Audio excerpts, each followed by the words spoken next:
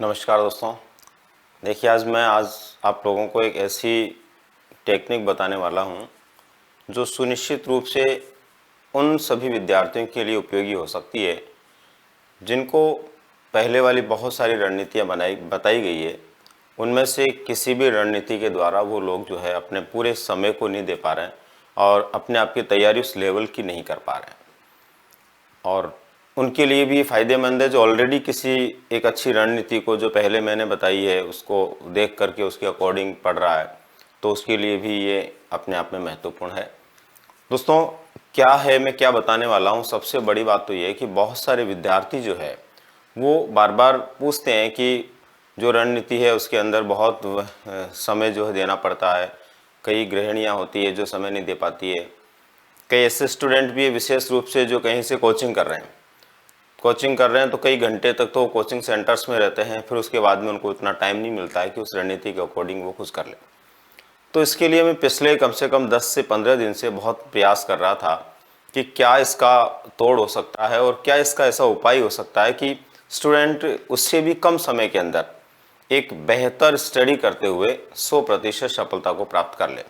और विशेषकर वो विद्यार्थी जो सच में मेहनत तो करना चाहता है लेकिन उसके पास इतना समय नहीं है, तो कम समय में कैसे मेहनत करे, कैसे स्मार्ट मेहनत उसकी हो, या यूँ कहें कि वो किस तरह से अपने वर्क को करें।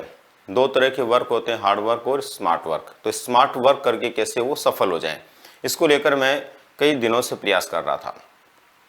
बीती रात में कई घंटों तक इस बात को लेकर के बैठा और लगभग 5 घंटे की मशक्क़त के बाद मुझे एक जो विशेष प्रकार का सुराग मिला जो कि आप लोगों के लिए बहुत महत्वपूर्ण हो सकता है।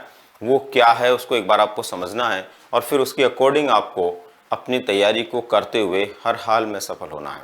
तो दोस्तों, क्या है देखना समझना। आप मैंने बीती रात जो है पुराने जितने भी पेपर्स हैं, सबसे पहले नंबर पर तो मैं बता देता हूँ आपको 2010 के यहाँ पर ग्रेड सेकंड का पेपर हुआ था।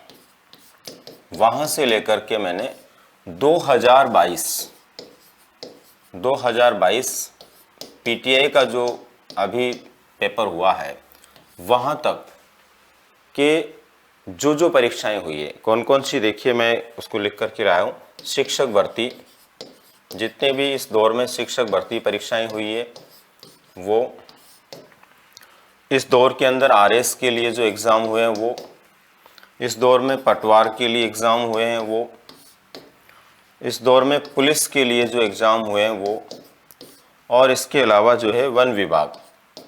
देखिए, जो पेपर्स मेरे पास उपलब्ध थे और जो मैं मेरे हिसाब से देख सकता था उसके अकॉर्डिंग, मैं ये नहीं कह रहा हूँ कि 100% पेपरों का ये वो आंकलन है, जो मेरे पास उपलब्ध थे उनके अनुसार मैं बात कर रहा हूँ।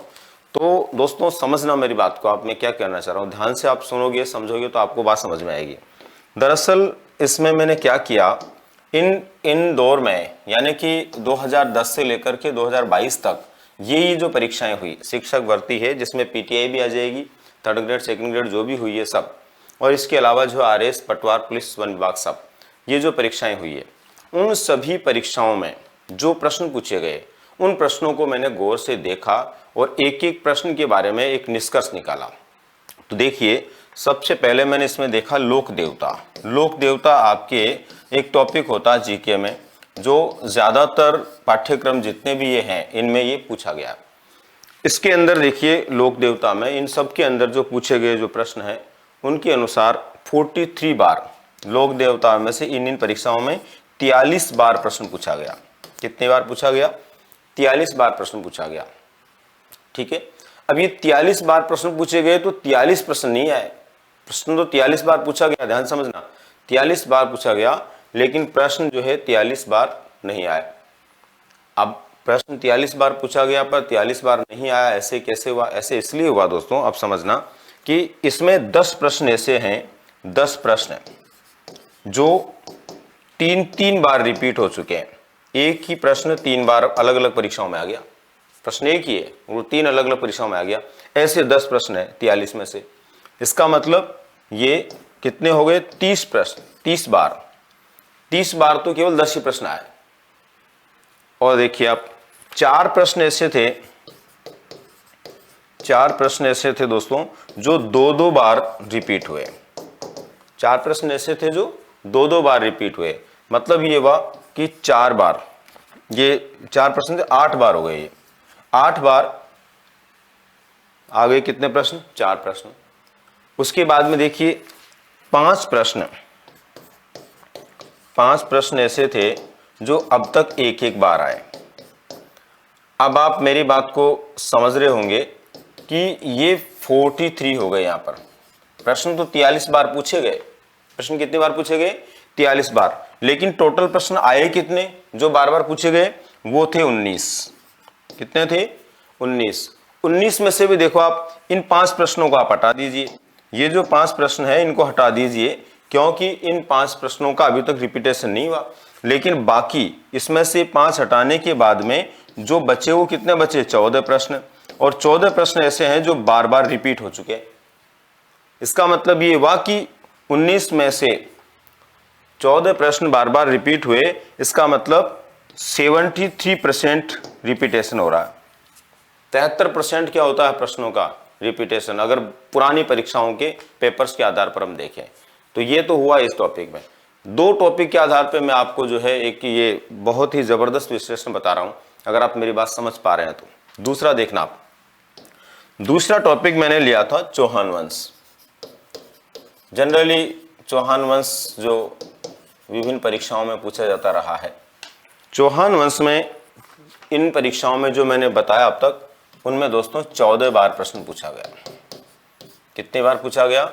14 बार प्रश्न पूछा गया। 14 बार में से 3 प्रश्न, समझना आप, 3 प्रश्न ऐसे थे जो 3-3 बार रिपीट हुए। 3-3 बार रिपीट हुए, इसका मतलब 9। 2 प्रश्न ऐसे हैं जो 2-2 बार रिपीट हुए, मतलब 4। और 1 प्रश्न जो 1 बार आया। 1, टोटल कितने हो गए यहाँ पर? 14 बार। यहां भी आपको ये बात समझ में आ गई होगी, प्रश्न 14 बार पूछ लिया गया यहां से, लेकिन टोटल प्रश्न कितने पूछे गए? 6 ही प्रश्न हैं। इन 6 ही प्रश्नों को बार बार पूछा गया। समझ में आ रही होगी मेरी बात आपको। अगर हम इनकी बात करें 6 में से, तो 6 में से 1 प्रश्न ऐसा है जिसका अभी रिपीटेशन नहीं हुआ, बाकी 5 का रिपीटेशन हुआ। इसका मतलब ये हुआ कि 5 प्रश्न का रिपीटेशन हुआ 6 में से, इज इक्वल टू 83%। लगभग 83% होता है। लगभग इतने परसेंट जो है क्या हो रहा है? इतने परसेंट रिपीटेशन हो रहा है। अगर हम इसके आधार पर बात करें, दोस्तों, तो पिछले में हमारा 73% रिपीटेशन था, इसके अंदर 83% रिपीटेशन है। अगर इन दोनों का एवरेज हम निकालते हैं तो लगभग 78%। अब आप इस गणित को समझिए। दरअसल मैं क्या कहना चाह रहा हूं? मैं ये कहना चाह रहा हूं कि जिस तरह से इन 2 टॉपिक को लेकर के मैंने 4-5 घंटे में विश्लेषण करके ये निष्कर्ष निकाला, वैसे ही दोस्तों मुझे जो बात समझ में आई वो मैं आपको बता देता हूं। अगर आप लोग आपके पाठ्यक्रम में जो भी टॉपिक हैं, आपके पाठ्यक्रम में जो भी टॉपिक हैं, पाठ्यक्रम के टॉपिक, उन टॉपिक्स को क्या करें? उन टॉपिक्स को सबसे पहले तो देखें कि कौन सा टॉपिक है, और उस टॉपिक के अनुसार हर टॉपिक में, जैसे कोई सा भी टॉपिक मान लीजिए, टॉपिक नंबर 1 है, उसमें अब तक की परीक्षाओं में 2010 से ले सकते हैं आप, 11 से ले सकते हैं, से लेकर 22 तक जितनी बार प्रश्न आए, जो प्रश्न आए, उन प्रश्नों को आप लिख लीजिए। मान लीजिए पहले टॉपिक के 15 प्रश्न आए हुए हैं, दूसरे टॉपिक के 18 प्रश्न आए हुए हैं, तीसरे टॉपिक के 20 प्रश्न आए हुए हैं, कुछ भी हो सकता है। ये मैंने मेरे हिसाब से आंकड़े लिखे हैं। अगर इन प्रश्नों को आप अपनी डायरी में नोट कर लेते हैं, और अगर इन प्रश्नों को भी आप कंप्लीट कर लेते हैं, इनको भी एकदम ऐसा कर लेते हैं कि इनमें से कुछ भी पूछा जाए जिसका जवाब आपको आता है, तो दोस्तों आपकी, जहां तक मेरा मानना है, 73%, जो मैंने देखा उसके अनुसार 73% आपकी तैयारी यहां पर हो जाती है। 73% पेपर हल करने के लिए आप तैयार हैं केवल इन प्रश्नों के आधार पर। और ये और बात देखिए आप, जो मैंने आपको ये प्रश्न बताया ना, ये हूबहू रिपीटेशन नहीं हुआ है। हूबहू रिपीटेशन का मतलब ये नहीं कि जैसे पहले में सब थे, थोड़ा बहुत चेंज हुआ है, 19-20 प्रश्न में या उत्तरों में थोड़ा चेंज कर दिया गया, लेकिन चीज वही पूछी गई है, घुमा फिरा करके कुछ भी। मान लीजिए किसी लोक देवता के बारे में स्थान पूछ लिया, तो कभी स्थान पर लोक देवता पूछ लिया, तो पूछा उसको उसी रूप में थोड़ा सा बदल करके, लेकिन चीज तो वही, अगर वो आपको याद हो तो आप कर पाएंगे। तो मेरा मतलब आपको समझ में आ गया होगा दोस्तों। अब इस समय आप लोगों के पास जो किसी भी तरह से अपना टाइम बहुत ढंग से नहीं दे पा रहे हैं, अगर वो व्यक्ति ये काम भी कर लेते हैं 2010 से लेकर के अब तक की परीक्षाओं में, लेकिन परीक्षा केवल तुम्हारी शिक्षक भर्ती नहीं होनी चाहिए, कोई सी भी परीक्षा हो, क्योंकि वो टॉपिक अगर है और आरएस में भी उस टॉपिक में से कोई प्रश्न आया हो तो तुम्हारे लिए महत्वपूर्ण है। उन प्रश्नों को भी अगर आप अपने पास में देख लेते हैं दोस्तों, तो देखिए कितने प्रश्न होते हैं। अगर आपके एक किसी भी सब्जेक्ट में, कल्पना करें कोई भी सब्जेक्ट आपका इतिहास सब्जेक्ट है, मान लीजिए जीके वाले पार्ट में इतिहास सब्जेक्ट है, उस जीके वाले पार्ट में इतिहास सब्जेक्ट के अंदर मान लीजिए आप लोगों के जो है 15 टॉपिक है। अब 15 टॉपिक को लेकर के बात करें, एवरेज इसके अनुसार बात करें, एवरेज इसके अनुसार बात करें तो मान लीजिए 20 प्रश्न मान लो आप लोग, एक टॉपिक में से 20 आए तो कितने हो गए, 300 प्रश्न हो गए। 300 प्रश्न मात्र आपने पढ़ लिए इतिहास में, तो आपका इतिहास 73% क्लियर हो गया। अब तो आपको निश्चित रूप से मेरी बात समझ में आ गई होगी। तो दोस्तों मैं ये जो आपको एक खास रणनीति इसलिए बता रहा हूं कि पिछले कुछ दिनों से काफी स्टूडेंट्स के ऐसे कमेंट्स थे कि इससे भी क्या आसान तरीका हो सकता है। दोस्तों ये मेरे अनुसार मेरी लाइफ का सबसे आसान तरीका हो सकता है, जिसको अपना करके आप सुनिश्चित रूप से अपनी सफलता को प्राप्त कर सकते हैं। तो दोस्तों लग जाइए अभी से, जो भी आपके टॉपिक्स हैं, जो भी आपके यूनिट्स हैं आपके पाठ्यक्रम में दिए हुए हैं, चाहे वो ग्रेड 2 की तैयारी कर रहा है और चाहे वो ग्रेड 3 की तैयारी कर रहा है, सबसे पहले अपने टॉपिक देखिए, प्रत्येक टॉपिक के लिए पीछे की परीक्षाओं में आए हुए प्रश्न देखिए, उनको एक डायरी में लिख लीजिए और उन प्रश्नों को लिख करके उनको कंप्लीट कर लीजिए। आपका कॉन्फिडेंस लेवल भी बढ़ेगा। और मैं कह रहा हूं आपको कि इतने % प्रश्न रिपीटेशन है, वो तो और भी ज्यादा आया था, 78% आया था हमारे एवरेज, पर यहां पर इतना है। इससे भी यदि 1-2% कम होता, 70% भी होता ना दोस्तों, तो आपकी सफलता के अंदर ये बहुत बड़ा योगदान देने वाला है। तो ये सभी सब्जेक्टों में आपको करना है, और जिसको हर हाल में सफल होना है, जो निश्चित रूप से इस बार शिक्षक भर्ती परीक्षा में अपने आप के नसीब के साथ नहीं बल्कि अपने कर्मों के साथ में सफल होना चाहता है, तो दोस्तों उसको आज से ही लग जाना चाहिए। और इसमें आपको बहुत ज्यादा वक्त नहीं लगेगा। आप ग्रेड 2 की तैयारी कर रहे हैं तो भी दोस्तों नहीं लगेगा, ग्रेड 3 की कर रहे हैं तो भी नहीं लगेगा। ग्रेड 2 की तैयारी करें और आज से आप लग जाते हैं। आप दिवाली के टाइम को भी इस तरह से जो है वेस्ट नहीं करें, उसमें भी आनंद के समय आनंद लें, लेकिन बाकी टाइम इसमें लगाएं।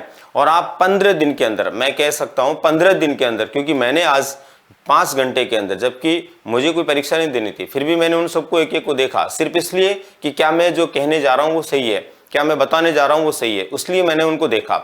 और जब मैं उसको देख सकता हूं 2 टॉपिक को और ढंग से उसको 4-5 घंटे में अच्छी तरह से एक एक प्रश्न को समझ सकता हूं, तो आप तो उसकी तैयारी कर रहे हैं, आप और बेहतर तरीके से और जल्दी कर पाएंगे। और मैं उम्मीद करता हूं कि आप लोग 15 दिन में अपने संपूर्ण पाठ्यक्रम के पीछे के आए हुए प्रश्न अपनी डायरी में लिख लेंगे। और दोस्तों वो 15 दिन का किया हुआ परिश्रम आपको आगे की जिंदगी में कितने सालों के लिए शिक्षक बना करके सुकून दे जाएगा, ये मेरा पूरा भरोसा है। बस इसके लिए आप लोगों को केवल और केवल मेहनत की आवश्यकता है। तो मिलते हैं दोस्तों फिर आगे किसी नई जानकारी के साथ में, लेकिन इसको चूकना मत, और इसको भी आप चूक गए तो समझ लीजिए उसके बाद हम कुछ भी करने की स्थिति में नहीं है। ये सबसे आसान तरीका मैंने आपको बताया है, और करके देखो, निश्चित रूप से रिजल्ट आएगा। धन्यवाद।